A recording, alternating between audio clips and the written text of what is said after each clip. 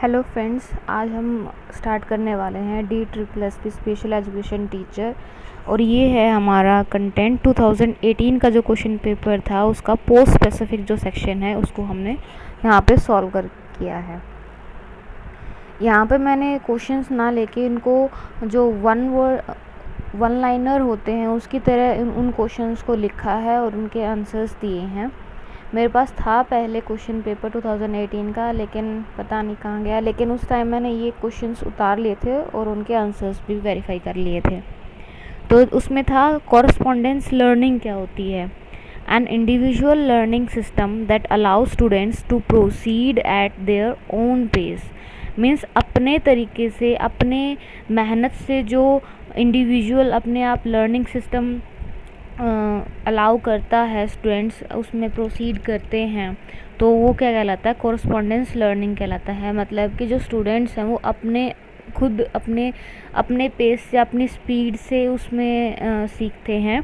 और वो क्या होती है, इंडिविजुअल, हर एक की इंडिविजुअल लर्निंग अलग अलग होगी उसमें, तो कॉरस्पॉन्डेंस लर्निंग कहलाएगी। तो एक सिस्टम पूछा था डैश, और या फिर जो ओपन सिस्टम है, form of education are described by as those offering a measuring of flexibility and autonomy to study the programs of their choice when and where they wish and at a pace to suit their circumstances। तो ये question था और उसमें पूछ रहा था कौन सा सिस्टम ये प्रोवाइड करता है। तो हमारा था आंसर ओपन सिस्टम, ये सिस्टम फॉर्म करता है। तो is an dash is an entangle cultural heritage. तो इंटेंगल मतलब जो आपस में गुथा रहता है, कल्चरल हेरिटेज है तो वो क्या है, हमारे जो रिचुअल्स हैं, हमारे रीति रिवाज हैं, वो क्या है, इंटेंगल कल्चरल हेरिटेज है। इंडिविजुअलिस्ट पर्सपेक्टिव, इंडिविजुअलिस्ट पर्सपेक्टिव में क्या होगा, teacher manages the school environment indirectly and engages student self control. John Dewey emphasized learning by doing activities in connection with life of the child। तो John Dewey क्या कहते हैं कि जो life है बच्चे की, वो एक्टिविटीज़ जो करेगा बच्चा, वो किससे एम्फेसाइज होगा, वो किससे प्रभावित होगा, लर्निंग बाय डूइंग एक्टिविटीज़ से जो बच्चा है उसकी लाइफ है वो इफ़ेक्ट होगी। तो ये किसने कहा था, जॉन डिवे ने। India nation has the largest population of illiterate adults in world. तो सबसे ज़्यादा अनपढ़ अडल्ट्स हैं वर्ल्ड में, तो सबसे ज़्यादा लार्जेस्ट पॉपुलेशन किसकी है, वो है इंडिया की। The condition of anotia refers to, anotia का मतलब क्या है, a complete absence of auricle and lobule. अब नेक्स्ट 8th क्वेश्चन पे चलते हैं। The single most frequently reported error in speech production, what is severely hearing impaired is omission। omission मतलब उसमें स्पीच प्रोडक्शन में एक रुकावट आ जाती है, ओमिशन आ जाता है, ठीक है। Substitution is not a traditional approach to auditory training. Self-stimulating behavior are known as odd behaviors, can be used as a screening criteria to rule out mental retardation in young children, cannot hold the head steadily।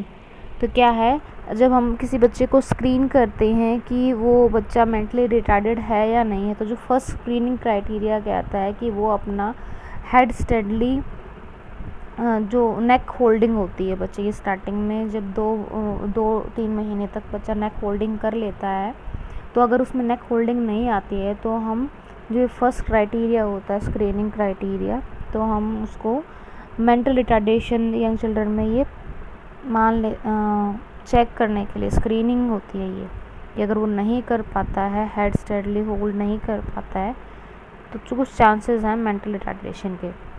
Not a postnatal causes of multiple disabilities. तो not, ये ध्यान रखना, not के बहुत सारे question आजकल पूछे जा रहे हैं। तो postnatal causes of multiple disability, not जो नहीं है, कॉन्ट्रैक्टिंग इन्फेक्शंस ड्यूरिंग बर्थ, तो ये मल्टीपल डिसेबिलिटीज़ का कारण नहीं है। Mental retardation is also known as cognitive disability. क्यों मेंटल रिटार्डेशन कॉग्निटिव, क्योंकि जो दिमाग से रिलेटेड है तो कॉग्निशन जो कॉग्निटिव है वो माइंड से रिलेटेड है तो कॉग्निटिव डिसेबिलिटी हो गया। Anorexia nervosa is a type of disorder in children. ये है ईटिंग का डिसऑर्डर है। Is an aided mode of communication. Drawing is also known as voice disorder. Resonance क्या है, वॉइस डिसऑर्डर है। अब हम पढ़ते हैं stuttering is a type of disorder. ये फ्लुएंसी का है, फ्लुएंटली अब हम नहीं बोल पाते, कोई अटक अटक के बोलता है, हकलाना, तो स्टटरिंग क्या है, डिसऑर्डर है फ्लुएंसी का। Sensory over responsibility falls under which category of sense processing disorder? Sensory modulation in a zuma। 19 क्या है, indicate impulsive behavior। तो difficulty taking turns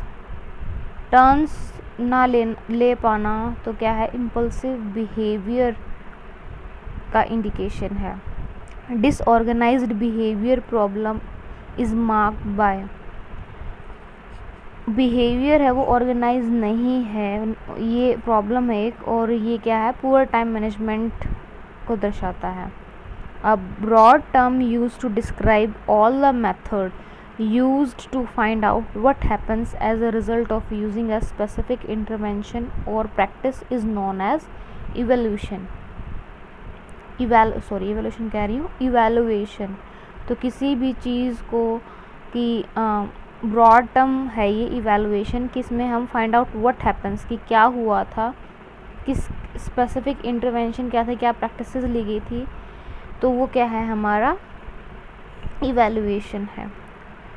बिहेवियरिज्म क्या है, एक फ़िलॉसफी है लर्निंग की that only focus on objectivity observable behaviour. तो ये सिर्फ किस पे फोकस करती है, जो ऑब्जर्व किया जा सकता है उस बिहेवियर पे फोकस करती है ये लर्निंग ऑफ फिलॉसफी, तो इसको हम क्या कहेंगे, behaviourism. Formative form of assessment provide feeds and information while learning as taking place. Final examination is a truly summative assessment. तो ऑब्वियस है जो फाइनल एग्जामिनेशन होते हैं वो हमारे समेटिव असेसमेंट के अकॉर्डिंग के अंडर आते हैं। These do not describe attitude, attitude को डिस्क्राइब नहीं करता है, तो ये क्या है, हमारा discrimination. A philosophy of learning that only focuses on objectively observable behaviour, ये हम पढ़ चुके हैं, हाँ ये पढ़ना है हमें। 26 memorising a poem is a type of assignment known as drill. मतलब ये हमें, जैसे हम क्वेश्चंस निकाल के देखते हैं, तो किसी पोएम को मेमोराइज करना भी क्या है, ड्रिल है। There is a purposeful collection of student work that exhibit student efforts progress and achievement. तो उसको हम क्या बोलते हैं, portfolio.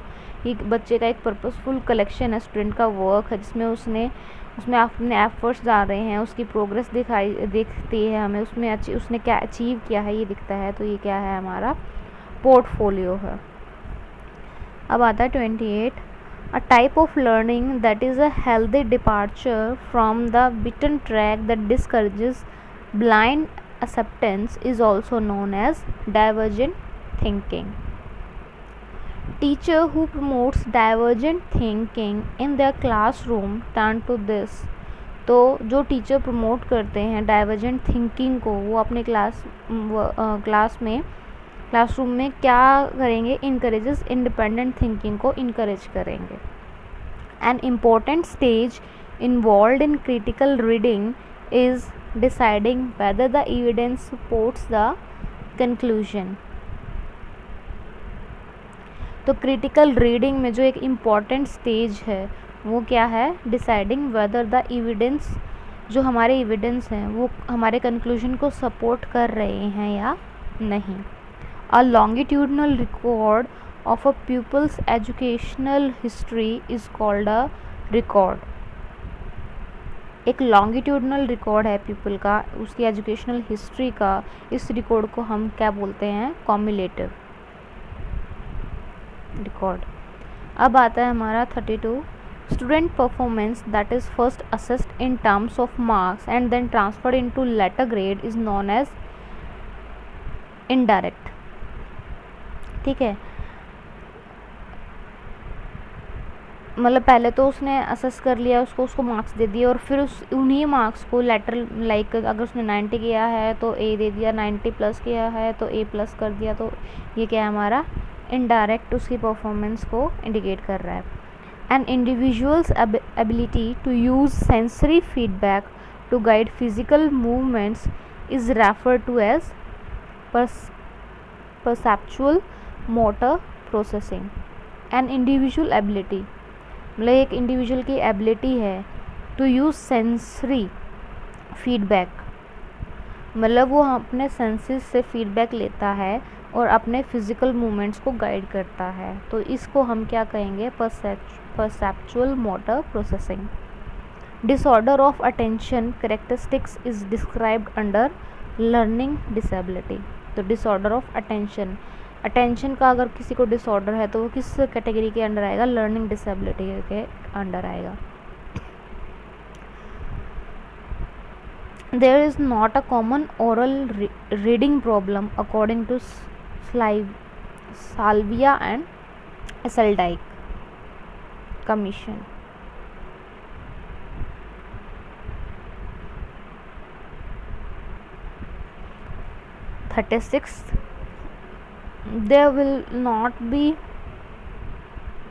These will not be considered a constituent of discussion। मतलब not considered constituent of discussion ये नहीं है। Discourage relevant questions. Using technology as a tool, computers are often said to play 3 roles except that of pupil. Student की तरह, teacher की तरह काम कर सकता है, ठीक है, उन फाइल्स को अरेंज कर सकता है सब, लेकिन एज अ स्टूडेंट वो कंप्यूटर को हम वो रोल प्ले नहीं कर सकता, प्यूपल वाला रोल प्ले नहीं कर सकता जो कंप्यूटर है। According to Garlink, child characteristics that are potential stressors for families created by child disability include which of the following? Resource needs.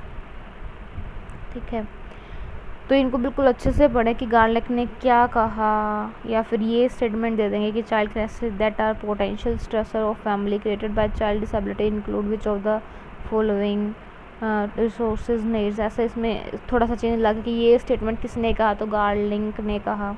तो इन स्टेटमेंट को बहुत अच्छे से पढ़ें। The tech programme has been specially designed for children with autism. तो tech की क्या full form होती है ये आप सर्च करें, आपके लिए होमवर्क है। 40 आज हम 50 करने वाले हैं जो 1 वर्ड्स हैं और 1 लाइनर्स हैं, sorry. This concept means that all children with disabilities regardless of the nature और severity of the disability will be educated in general education. इस चीज़ को हम क्या कहेंगे? फुल इंक्लूजन कहेंगे। The situation where a reinforcer loses its effectiveness is known as satisfaction.